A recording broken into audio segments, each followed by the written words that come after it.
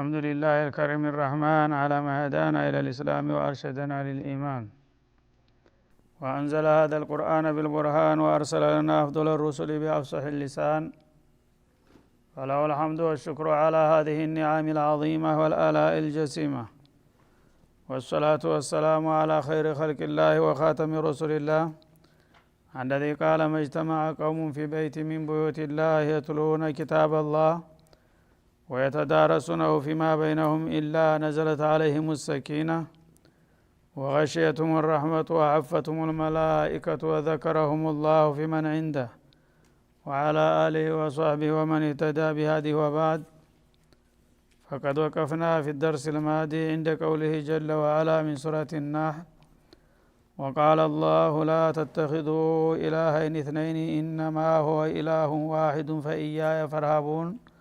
فلنبدأ من هناك. أعوذ بالله من الشيطان الرجيم.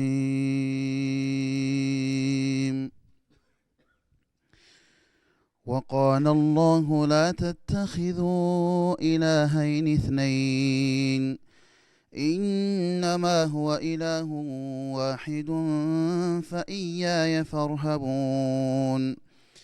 وله ما في السماوات والأرض وله الدين واصبا أفغير الله تتقون. وما بكم من نعمة فمن الله ثم إذا مسكم الضر فإليه تجأرون. ثم إذا كشف الضر عنكم إذا فريق منكم بربهم يشركون ليكفروا بما آتيناهم فتمتعوا فسوف تعلمون. ويجعلون لما لا يعلمون نصيبا مما رزقناهم تالله لتسألن عما كنتم تفترون. ويجعلون لله البنات سبحانه ولهم ما يشتهون. وإذا بشر أحدهم بالأنثى ظل وجهه مسودا وهو كظيم يتوارى من القوم من سوء ما بشر به أيمسكه على هون أم يدسه في التراب ألا ساء ما يحكمون. للذين لا يؤمنون بالآخرة مثل السوء ولله المثل الأعلى وهو العزيز الحكيم. ولو يؤاخذ الله الناس بظلمهم ما ترك عليها من دابة ولكن يؤخرهم إلى أجل مسمى فإذا جاء أجلهم لا يستأخرون ساعة ولا يستقدمون. ويجعلون لله ما يكرهون وتصف ألسنتهم الكذب أن لهم الحسنى لا جرم أن لهم النار وأنهم مفرطون. تالله لقد أرسلنا إلى من قبلك فزين لهم الشيطان أعمالهم فهو وليهم اليوم ولهم عذاب أليم. وما أنزلنا عليك الكتاب إلا لتبين لهم الذي اختلفوا فيه وهدى ورحمة لقوم يؤمنون. والله أنزل من السماء ماء فأحيا به الأرض بعد موتها إن في ذلك لآية لقوم يسمعون. وإن لكم في الأنعام لعبرة نسقيكم مما في بطونه من بين فرث ودم لبنا خالصا سائغا للشاربين ومن ثمرات النخيل والأعناب تتخذون منه سكرا ورزقا حسنا إن في ذلك لآية لقوم يعقلون وأوحى ربك إلى النحل أن اتخذي من الجبال بيوتا ومن الشجر ومما يعرشون ثم كلي من كل الثمرات فاسلكي سبل ربك ذللا يخرج من بطونها شراب مختلف ألوانه فيه شفاء للناس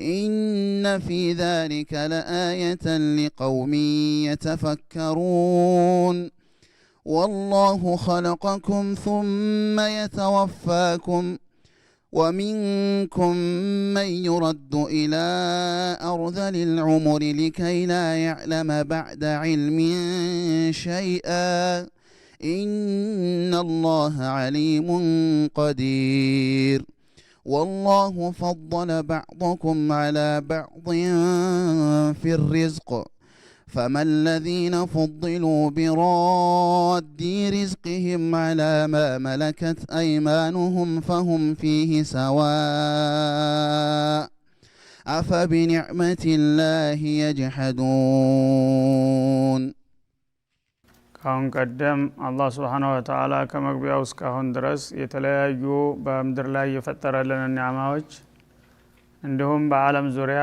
ከዚህም አልፎ ስለ አኺራ ያጣቀሰ የተለያዩ የአላህን ጸጋዎች እያስተዋወቀች ነው የመጣችው። በየጣልቃው ይሄን ሁሉ ያደረገላችሁ አላህ ነው። ታዲያ እሱን ትታችሁና ዘንግታችሁ ወዴት ነው ልትሄዱ የሚያምራችሁ እያለ ፍጡሮችን ከፈጣሪ ጋራ የማስተዋወቅና የማገናኘትን ሁኔታ እየቀጠለ ነበር የመጣው ማለት ነው። እና በዛሬው ምለት በዛው ይቀጥላል። አላህ Subhanahu Wa Ta'ala ኡማሃቱ ኒዓም ተጸጋዎች ዋና ዋና አበይትና ወሳኝነት ያላቸውን እየጠቀሰ የነዚህ ሁሉ ባለቤቶች እኔ ነኝ፣ እኔን አውቃችሁ ከኔ ጋራ መስማማት ነው የሚበጃችሁ የሚለውን ጥሪ እየቀጠለበት ነው ማለት ነው። ካሁን ቀደም በ22 ቁጥር ላይ ኢላሁኩም ኢላሁን ዋሂድ እውነቱን ከፈለጋችሁ ልታመልኩት የሚገባው አንድ ጌታ ብቻ ነው። فالذين لا يؤمنون بالآخرة قلوبهم منكرة ግን ተሞት በኋላ መነሳት የማይዋጥላቸው እምነተ ቢሶች ይሄ ቁም ነገር ሲነገራቸው ልቦቻቸው ያክረሸርሻቸዋል፣ አይዋጥላቸው ወሁም ሙስተክቢሩን እነሱ ሐቅን ለመቀበል ኩራተኞች ናቸው ብሎ ነበር። እና በዚህ ሙቃቢል እንግዲህ ጌታ ትክክለኛ የዓለም ባለቤትና አምላክ ሊሆን የሚገባው አንድ ጌታ ብቻ ነው ካለ በኋላ በዛሬው ዕለት وقال الله لا تتخذوا إلهين اثنين لنا ጌታቸው አንድና አንድ ብቻ ነው። ታንዲ ቀጥሎ የቁጥር ማራቢያ ስንት ነው የሚሆነው? ሁለት ነው አይደለም? ስለዚህ ወደ ሁለትም እንድትራመዱ አይፈቀድም እንኳን ከዛ በላይ ነው የሚለው። ወኢላሁኩም ኢላሁን ዋሂዱን ፈሐስብ ወቀጥ ጌታቸው አንድ ጌታ ብቻ ነው። ከአንድ አልፎ ግን በብዙ 10 ወይም በመቶ የሚቆጠሩ ይቅርና ሁለት እንኳን አይፈቀድም። ወኢላሁኩም ኢላሁን ዋሂድ وقال الله جل في ثناء لا تتخذوا إلهين اثنين ሁለት አምላኮች እንዳትይዙ ይላል ማለት ነው። እና በአንድ ብቻ ተወሰኑ፣ ታንድ አልፎ ወደ ሁለት መሻገር አይፈቀድም ይለናል እዚሁ አንድ ሱራ ላይ ማለት ነው። እንግዲህ ይሄንን አንድ በሁለት ማባዛት ካልተቻለ በ10 እና በመቶ የሚያባዙት ምን ይባላሉ? قال الله لا تتخذوا إلهين اثنين ሁለት አምላኮች ሁለት ብቻ እንኳን ግዴለም ከዛ በላይ አንሄድም ብላችሁ ልትደራደሩኝ አይገባም። ሁለት አይሆንም እና አንድ ጌታ ብቻ ነው ጌታችሁ። ኢነማ ሆ ኢላሁን ዋሂድ እና ትክክለኛውና ሐቀኛው ጌታችሁ በዛቱም በሲፋቱም በአፍዓሉም በአህዋሉም በመብቱም ተካፋይና ጓደኛ የሌለው ብቸኛው አንድ አላህ ብቻ ነው። ፈኢያየ ፈርሃቡን እና እኔን ብቻ ፍሩ። ከዚህ አልፋችሁና ዘላችሁ የምትሄዱ ከሆነ አሳር መከራ ነውና የሚጠብቃችሁ እኔን ብትፈሩና ብትጠነቀቁ ይሻላችኋል ይላል ማለት ነው። እና የቁርአን ዋና እንግዲህ መነሻ መድረሻው ተውሂድ ነው ማለት ነው። ተውሂድ መስመር ካልያዘ ከሱ ላይ እንከን ካለ ሌሎች ሁሉ ነገሮች ዋጋ ሊኖራቸው አይችልም ማለት ነው። ስለዚህ መጀመሪያ ሐዲድ መውቂፈከ ሚን አላህ ሱብሓነሁ ወተዓላ ከጌታ ጋር ያለውን ግንኙነትን ወስን። እንዴት ነው? በአንድ ጌታ ብቻ የምታምን ከሆንክ ጥሩ መስመር ይዛል። ከዛ ሌላ ያለው እንግዲህ የቻልከውን ያህል ኸይር በሰራህ ቁጥር አጅርህ ተቆጣሪ ይሆናል። ተደከመህም ምንም አይደለም። በደከመህ በምትችለው እስከሰራህ ድረስ አላህ Subhanahu Wa Ta'ala ታቅም በላይ ይጭንብህም ማለት ነው። ግን መጀመሪያ ከዑቡድያና ከኡሉህያው ላይ ችግር ካለ እንኳን ሁለት ሶስት ቀርቶ ሁለት ጌታ እንኳን ይዛለሁኝ ታልክ እነዛ ሁለት ጌቶች ደግሞ በመብትኩል ባይሆኑም ዋናው እሱ ብቻ ነው። ሌላው ግን በተዋረድ ብለህ እንኳን ልትጨምረው ብትፈልግ እሱ ላይ አንስማማም ነው የሚለው አላህ Subhanahu Wa Ta'ala። ወለሁ ማ ፊ السماوات والارض እና ለሱ በሰማያትና በምድር ያሉ ፍጥረታቶች ሁሉ የሱ ሚልኮች ናቸው፣ ፍጡሮቹ ናቸው፣ ንብረቶቹ ናቸው። ከሱ ሌላ ያለው አላቃው ምንድነው ታልክ እሱ የሁሉ ኻሊቅና ራዚቅ ነው። ከሱ ሌላ ያለ ግን መምሉክ ነው ይላል ማለት ነው። መምሉክ ነው ንብረቴ ነው እንጂ የኔ ተፎካካሪና ጓደኛዬ ሊሆን ማንም ምንም ነገር አይችልም ማለት ነው። ወለሁ ዲኑ ዋሲባ እና ዒባዳ አምልኮም ደግሞ ለእርሱ ብቻ ነው እስከ መጨረሻው ድረስ። ዋሲበን ማለት ሙስተሚረን ዳኢማ ሁል ጊዜ በቋሚ መልኩ አምልኮ ሊሰጥ የሚገባው ለአንድ አላህ ብቻ ነው። ከዛ ውጭ ያለው ለጊዜያዊም ቢሆን ለዘለቄታም ቢሆን አምልኮ ለአንድ ቀን ለሰኮንድ እንኳን ሊሰጠውና ሊፈቀድለት አይችልም። መጨረሻ ዒባዳ የተባለ ሁሉ እስከ መጨረሻው ድረስ የአላህ ብቻ ነው ይላል ማለት ነው። አፈ ገይረ አላህ ተተቁን ታዲያ እንደ አይነቱን ፍጹም ጌታችሁን ትታችሁና ዘንግታችሁ ከሱ ሌላ ያሉ ነገሮች ይጎዱናል ብላችሁ ተፈራላችሁና ትጠነቀቃላችሁ ይላል። እና እንግዲህ አላዋቂዎች ብዙ ጊዜ የተለያዩ ነገሮችን ታላመለኳቸው ክብር ታልሰጠኋቸው ይጣሉኛልና ይጎዱኛል በሚል ፈሊጥ ነው የሚያከብሯቸው ማለት ነው። ማን ነውና ነው ከኔ የኔን መብት ካልሰጣችሁ ብሎ ሊጎዳችሁ የሚችለው? ከአላህ ሌላ ያለን ነገር ልትፈሩና ልትጠነቀቁ አይገባም። ይህ የኔ መብት ነው። የኔ መብት ለኔ እስከሰጣችሁ ድረስ ማንም በዚህ ጉዳይ ጉዳት ሊያደርስባችሁና ሊፈራ የሚገባው ማንም የለም። እኔን ባለቤቱን ብቻ ፍሩና ተጠንቀቁ ይላል ማለት ነው። እና አላህ Subhanahu Wa Ta'ala እንግዲህ ይህን ነጥብ ነው ሁሉን ነብዮች ላከበትና ሁሉን ኩቱቦች አወረደበት። መጀመሪያውንም ምድርና ሰማይን የፈጠረው ለዚህ ዓላማ ነው ማለት ነው። ይህንን ዓላማ አበክራችሁ ተገንዝባችሁ ለኔ ለባለቤቱ ብቻ ታማኝና አማኞች ከሆናችሁ ከዛ ሌላ ያለው የናንተው ቢጤ ደካማ ፍጡር ነውና ልትፈሩት አይገባም። እሱ የኔ ተገዥ አገልጋይና ንብረቴ ነው፣ መምሉክ ነው እንጂ የኔ ተፎካካሪና ጓደኛ ወይም ቢጤ ሊሆን የሚችል ማንም የለምና በዚህ ቁም ነገር መስማማት አለባችሁ ብሎ ይጠይቃል ማለት ነው። ወማ ቢኩም ሚን ኒዕማ ወናንተ ዘንድ የሚገኘው ጸጋ ደግሞ ማንኛውም ስጦታ ዛሂርም ቢሆን ባጢንም ሩህይም ቢሆን ጀሰድይም ወናንተ ዘንድ የሚገኝ ጥቅምም ሁሉ በአጠቃላይ ፈሚን አላህ ከአላህ አልዋሂድ ነው የመነጨውና የሚደርሳችሁ። እና መጀመሪያ እናንተን በመፍጠር ማንም ሚናና ድርሻ እንደሌለው ሁሉ ለናንተ ደግሞ የሚገኙት ኒዕማዎች ሁሉ በሙሉ ከኔ ነው የሚመጡት እና ከኔ ውጭ ማንም ኒዕማ የሚሰጣችሁ የለም في الدنيا والآخرة ይላል። ثم اذا مسكم الضر ደግሞ አንድ ጉዳት በሚያጋጥማችሁ ጊዜ እናንተ ራሳችሁ እንደምታውቁት فإليه تجأرون ወደሱ ትጮሃላችሁ። አንድ ጭንቅ ነገር ሲያጋጥምህ ሁሉን ነገር ተረሳውና ፈጣሪ አምላክ አንተ ታውቃለህ ይላል ማለት ነው። ለምን የዛ ጊዜ ለኔ ብቻ እንዳረክ በሌላስ ጊዜ ምን አጓድሌ ነው የምረሳውና ሌላው ተጓዳኞች የሚያስፈልገው እና ጭንቅ ሲደርስ ሲያጋጥምህ ታውቃለህ አንተ ራስህ። ሌላው ሁሉ የውሸት ስለሆነ እንደማይደርስልህ ታውቃለህ። ጌታ ኻሊቅ ፍጥርክ ጌታ ነው እንጂ የምትለው ማንም ጭንቅ ላይ ማንንም ሊጠራ አይችልም ማለት ነው። ምክንያቱም ያቺ ወሳኝ ሰዓት ናት። በዛይ ሰዓት ሌላውን አስተማማኝ ያልሆነውን ነገር ቢጠራ እንደማይጠቅመው ስለሚያቅ በቀጥታ ወደሱ ነው ሙጥኝ የሚለው ሁሉም ማለት ነው። فإليه تجأروا ما تصرخون إلى الله سبحانه وتعالى አላህ አላህ እያልክ ነው ለምትጮኸው እንጂ ሌላው ሁሉ የጭንቅለታ እንደማይደርስልህ ታውቃለህ ይላል ማለት ነው። ثم اذا كشف الضر عنكم ያ የተጨነክለትን ችግር ደግሞ ገለል በሚያረግልህ ጊዜ ዘወር ሲል ችግሩ اذا فريق منكم ከናንተ ከፊሉ بربهم በተከክለኛው ጌታቸው يشركون غيره ሌላውን ያጋራል እንደገና ማለት ነው። እና ጭንቅ ነገር በሚመጣበት ጊዜ ለምሳሌ ውሃ ባህር ላይ የሰመጠ ሰው ማንንም አይጠራም፣ ወደ ሰማይ ነው እጁን አጨፍሮ የሚቅለበለበው ማለት ነው። ቃጠሎ የከበበው ሰው እንደዛ ነው፣ ጎርፍም የከበበው ሰው እንደዛ ነው። ሁሉም ነገር ያቺ ነገር ግን አላህ ደርሶ አንድ ሰበብ ሰጥቶት በሚወጣ ጊዜ እንደገና ኋላ እንደዚህ ሆኖ ገሌ ደርሶልኝ እንደዚህ ብሎልኝ የሚለው ይደረድራል ማለት ነው። ثم اذا كشف الضر عنكم ያስጨነቀውን ችግር ከናንተ በሚያስወግድና በሚገላግላችሁ ጊዜ اذا فريق منكم ሁላችሁም ባለል አለ አዳለቱላህ Subhanahu Wa Ta'ala ሙሂዶችም አሉ في الضراء والسراء የማይከዱት ማለት ነው። ከናንተ ከፊሎቹ ሁላችሁም ባለልም እንኳን ቢረቢህም ይሽሪኩን እንደገና በጌታቸው ሲያጋሩ ይገኛሉ ይላል ማለት ነው። እና በአንድ ወቅት ሰውየው ትልቅ ዛፍ ነበረ እርሻው መካከል፣ ያ ጤዛው እየተንጠባጠበ እህል እያጠፋ አስቸገረው ይባላል። በጣም ረጅም ዛፍ ነው።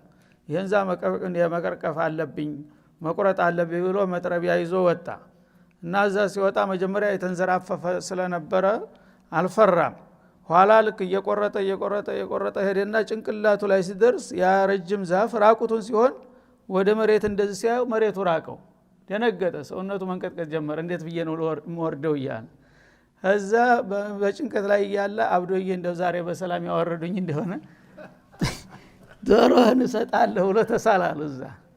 እዛ እንደምንም ተጨንቆ የፍተጨረጨረ ላቡ እየተንጠባጠበ ወርዶ መሬት ሲደርስ አብዶዬ ዶሮ ሊበላ እኔ ራሴ ነኝ ያወረድኩት ምን አረጉልኛል አሉ።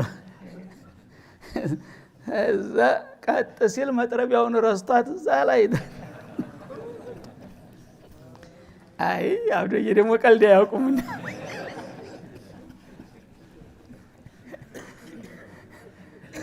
በአንድ ደቂቃ ውስጥ ስንት ጊዜ ወደ ሽርክ ወደ ደብለቅለቅ ዝብረቅረቅ። ይኸው ኢማን የሌለው ሰው እንደዚህ ነው።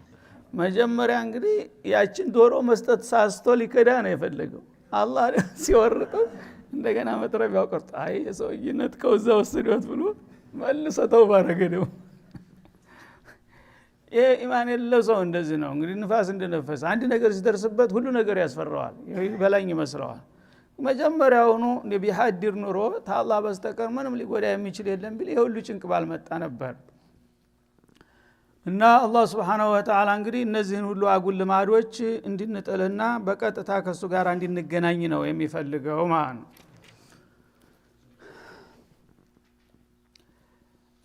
ሊየክፉሩ ቢማ አተይናሁም እና ጭንቅ በሚያጋጥማቸው ጊዜ እኔን ይማጸናሉ። እንደገና ችግሩ በሚወገድ ጊዜ መልሰው ይከዱኝና የተለያዩ አስባቦችን እንደዚህ ስላረኩ ነው እንጂ እንደዚህ ስላልኩ ነው እንጂ ገሌ ስለረዳይ ነው እንጂ ያላችሁ ምክንያት ተደረድራላችሁ። ይሄን ሁሉ የምታረጉት አቃለሁ ምን ለማለት እንደፈለጋችሁ። ሊየክፉሩ ቢማ አተይናሁም እኛ የሰጠናቸውን ጸጋ ለመካር ነው።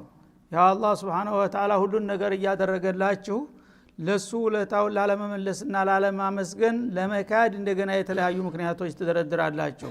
ፈተመተዑ እና የኛ ኒዕማ እየበላችሁ እንደገና ምስጋናውን ለሌላ እየሰጣችሁ ተደሰቱ ግደለም ማለት فسوف تعلمون ወደፊት የዚህን የክህደታችሁን ውጤት ሳታቁ እንደማትቀሩ ነው። ዛሬ በዱንያ ላይ ማንም ሰው የፈለገውን ያህል ቢክድ ቢያጋራ ቢዘባርቅ ያላየ ያልሰማው መስደ ቀጠሮ እስከሚደርስ ዝም ብለዋለሁ። ቁል ተመተዑ ኩፍሪከ ቀሊለን ኢነከ ሚን አስሐቢ النار እንዳለው የፈለገውን እያመለከ እየተጨማለቀ ሊኖር ይችላል ማለት ነው። ቀጠሮ በሚደርስ ጊዜ ግን የዛን የስተቱንና የወንጀሉን ውጤት አስረክበዋለሁ። የዛ ጊዜ ይገባዋል ስተቱ ምን ያህል እንደነበር ይላል ማለት ነው። ወየجعلون لما لا يعلمون نصيبا مما رزقناهم እንደገና ደግሞ ሌሎቹ እኛ ከሰጠናቸው ሲሳይ ለጌትነቱን ለማያውቁት ወገን ቁርባን ያቀርባሉ። የኔን ንብረትና የኔን ጸጋ ለባዕዲያን ህገወጥ ለሆኑ አማልክቶች መቃረቢያ ያደርጓቸዋል ይላል ማለት ነው። ይሄ ደግሞ ጉልማ የሚባለው ቁርባን የሚባለውን ነገር ሊመለከት ነው ማለት ነው። እና እንግዲህ አላህ Subhanahu Wa Ta'ala በሰማይም ሆነ በምድር ያለው ኒዕማ በሙሉ የሱ ነው የፈጠረልን የሚታየውም ማይታየውም እናቀውም ማናቀውም የቅርቡም የሩቁም የዱንያውም የአኺራውም ኒዕማ በሙሉ አላህ ነው ምንጩ ማለት ነው ግን እነዚህ እምነተ ቢስ የሆኑ ሰዎች አላህ የሰጣቸውን ጸጋ ለተለያዩ ነገሮች መቃረቢያ ደይመጥኒ ያረጉታል ማለት ነው ለማላ ያለነው ነሲበን ታውን ቀደም ያው ባልማኢዳ በአንዓም ላይ እንዳለፈው የተለያዩ ጣዖታውያን ለተለያዩ ጣዖቶች የሚያቀርቧቸውና የሚመድቧቸው ስለቶችና ነዝሮች አሏቸው ማለት ነው እና የኔ ኒዕማ እንደገና ለሌሎቹ ያድላሉ ማለት ነው ለማላ ያለሙን ነሲበን ሚማ ረዘቅናሁም እኛ ራሳችን ፈጥረን ለነሱ ሲሳይ ብለን ያዘጋጀንላቸውን ጸጋ ለሌሎቹ ለባዕዲያን ማክበሪያና መዘየሪያ ያደርጉታል ይላል ተላሂ ለተስአሉና አማ ኩንቱም ተፍተሩን በጌታዬ ይሁንብኝ እናንተ ተምትቀጥፉት ነገር ሁሉ ነገ በጥብቅ ትጠየቃላችሁ በላቸው ይላል እና እንግዲህ በጎቹን ፍየሎቹን ግመሎቹን ከብቶቹን ገና መጀመሪያውኑ ይቺ እንደዚህ አይነት ጉዳይ የተፈጸመልኝ እንደሆነ ይህ አይነቱን ጥጃ ለገሌ ጣዖት ይላል ማለት ነው ወይም ለገሌ ሼክ ብሎ የገሌ ዶርህ ብሎ ይሳለዋል ማለት ነው ያ ጉዳይ በሚፈጸም ጊዜ በአላህ ፍቃድ እንደገና አላህን በማመስገን ፈንታ እሱ ራሱ የፈጠረውን እንስሳ ወስዶ ለዛ ለህገ ወጥ ነገር ቁርባን ያደርገዋል ማለት ነው እህሉን ራሱን ደግሞ ተዝህ ወደ ያለውን ለገሌ ጉልማ ብሎ እርሻውን ይከልልና ያንን ውጤት ደግሞ መልሶ በመህር ወስዶ ለዛ ለሚያመልከው ነገር ይሰጣል ማለት ነው በዚህ መልክ እንግዲህ ያጋራሉ የኔ ኒዕማ ለሌሎቹ ደይመጥኛና መገናኛ ያደርጉታል ይላል ማለት ነው ይሄንን የሚያደርጉን ሰዎች በጌታዬ ይሁንብኝ ነገ በጥብቅ ትጠየቃላችሁ ያ አንተ የምታመልከው ነገር እውነት ጌትነት ካለው ለመጥቀምና ለመጉዳት የሚችል ከሆነ ራሱ የፈጠረውን ቁርባን አቅርብለት የሱ ንብረት ካለው እኔ የፈጠርኩትን ኒዕማ እንደገና አንስተህ ከብቱን አዝሪቱን አትክልቱን ገንዘቡን ለምንድነው ለሌሎች የምትወዘው መጀመሪያ ማን ነው የፈጠረው ይሄንን ነገር ማለት ነው እና ዘይድ ኢብኑ ኑፈይል ሲለው እንደነበረው ማለት ነው በመካ ማከል ቆሞ በሙሽሪኩል አረብ መሃል አረናንተ ሰዎች ይላል ወደ ካዕባ በነበሩት ጣዖቶቹ በጉን ፍየሉን ግመሉን እያያዙ ይጎርፉ ነበር በሙናሰባ የዛ ጊዜ እዛ ይቆምና ብቻውን ይጮህ ነበር የሚሰማው የለም እንደብድ ይቆጠራል ማለት ነው ይህችን በጋውን ማን ነው የፈጠራት ብሎ ይጠይቃል አላህ ይላሉ እሺ የተፈጠረ ጀምሮ እስካሁን የበላችውን ጨሌና ቅጠል ማን ነው የፈጠረላት ይላል አላህ ይላል የምትጠጣውን ውሃ ማን ነው የሰጣት አላህ ይላል ታዲያ በማን ስም ነው አሁን የምታርዷት ይላል ሱብሃን በባለቤቷ ስም አታርዷትም ለምንድነው በባዕድ ስም የምታርዱ والله اني لا على الحنفيه እናንተ በሙሉ መስመር ውጭ ናችሁ እኔ ነኝ የኢብራሂምን ፈለግ መክተለው ብቻዬን እኔ ነኝ ሙሂዱ ይላቸው ነበር የመጅኑን ወዲያ ዘወር አድርገው ይላሉ ማለት እና እንደዚህ እንግዲህ ያደረጉ እኔ የፈጠርኩላቸውን ጸጋዎች ለሌላ እንደመቃረቢያና ደይመጥኒያ የሚያደርጉ ሰዎች والله ነገ በጥብቅ ይጠየቃሉ ይላል በቃለ መሐላ ላይ ያረጋገጠ ተላሂ ማለት ታይቱ ታልቀሰምታ ልክ እንደዋውናት ማለት ነው واللهና ተላሂ ሁለቱም የታወቁ መማያዎች ናቸው እና ጀዋቡም ላይ እንደገና እንደላ ማስገባበት ለተስአሉን بالتاكيد والتحقيق በጥርጥር ያለምንም ማወላወል እናንተ ትጠየቃላችሁ በዚህ ወንጀላችሁ በማለት ያረጋግጣል ማለት ነው እና እንግዲህ አላህ Subhanahu Wa Ta'ala በቀጥታም ሆነ በተዘዋዋሪ እሱ የፈጠረው ኒዕማ ለሌሎች መዋል እንደማይወድና እንደማይፈቅድ ነው የሚያረጋግጥልን ይሄን ያደረጉ በጥብቅ እንደሚጠየቁና ለጥያቄያቸው መልስ እንዲያዘጋጁ ይጠይቃል ማለት ነው ወይጃሉነ ሊላሂ البنات እና ለአላህ ደግሞ Subhanahu Wa Ta'ala ሴት ልጅ አለው ይላሉ ይባስ ብለው ማለት ነው እንደራሳቸው አድርገው ከራሳቸውም በታያውረደው እነሱ ሴት ልጅ አይወዱም ለራሳቸው አላህ ሴት ልጆች አሉት ይያሉም ይሰድቡኛልና ይዘልፉኛል ይላል ሱብሃንአላህ ጥራት ተገባው እኔ በመሰረቱ ከማንም ከምንም አልዋለድም አልዛመድም ደግሞ መውለዱ ካልቀረልኝ ወንድ እንኳን ቢሆን የሚሻለውን ብላችሁ የሴት ልጅ አባት አረጋችሁኝ ይላል አላህ Subhanahu Wa Ta'ala ጭራሽ ከዚህ ራኩና የጠራው ነኝ ወለሁም ማይሽተሁን ለነሱ ግን የሚመርጡትና የሚወዱት ወንድ ልጆች አሏቸው እና ቢያንስ እንኳን እንደነሱ አድርገው እኛም ወንድ ልጅ እንደምንወድ እሱም ወንድ ልጆች አሉት ማለቱ በስቶባቸው ጭራሹን የሴት ልጅ አባት ነው ብለው አረፉ ይላል እነሱ የሚፈልጉትና የሚመርጡት ወንድ ልጅን ይዘው ለኔ እንደገና ሴት ልጆችን ይሰጡኛል አስጠፈል በናቲ አለል በኒን እንዳለው ሱረቱ ሷፋ ላይ ማለት ነው እና የሁሉ ጀራኢማቸው ነው አቂዳ በእምነት እንግዲህ አንድ ሰው ፈርተለቀቀ ከመስመር ከወጣ የማይለው ነገር የለም ማለት ነው ከዛ በኋላ ምንዛብ አለው መቆጣጠሪያ የለውም መጀመሪያውኑ በተውሂድ መስመር ከሄደ አንድ ሰው የአላህን አዞማ ያቃል አላህን ከምንም ከማንም ጋር ሊያመሳስለው አይችልም ከሱ የመጣውን መመሪያ ብቻ ተከትሎ ነውና የሚሄደው ማለት ነው መጀመሪያውኑ ግን ልቅ ከሆነ የፈለገውን ነገር ያው በአላህ ላይ መለጠፉ የማይቀር ነገር ነውና እንደዚህ ያሉ ከስተት ወደ ስተት እየተሸጋገሩ ነው የሚቀጥሉት ያሉት እንዲህ የሚሉት ሁሉ እንግዜ በህይወት ይያሉ ካልታረሙና ካልተስተካከሉ والله አሳር መከራ ነው የሚጠብቃቸው ሲል ያስጠነቅቃል ወሰለላሁ ዐለይሂ ወሰለም ወኢላ ሊቃኢና አኸር ወሽክራ